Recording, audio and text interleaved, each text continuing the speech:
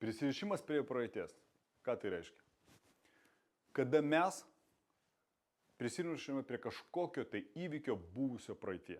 Tai dažniausiai yra susiję vis dėlto su nuoskauda, kai mums kažkas kažką padarė, kad ir kaip baisiai padarė, kad ir kaip sunku atleisti, kad ir kaip ten gali būti kokia didžiulė trauma. Ją įsigydyti jums reikia, nes ta trauma jums trukdo judėti į priekį.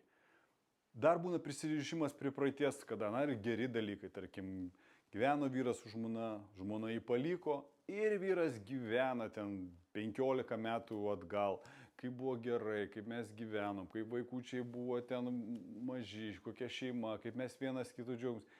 Ir žiūri į praeitį, kaip jūs galvojat, kaip jam sekasi susikurti santykius šiandieną. Žinom, kad nesiseka. O čia yra labai vėl svarbus toksai lemties reikalas. Ir žmogus sako, aš lemtyje, man aš toks nelaimingas, anksčiau tai buvo gerai, anksčiau tai buvo faina, dabar ką. Praeitis.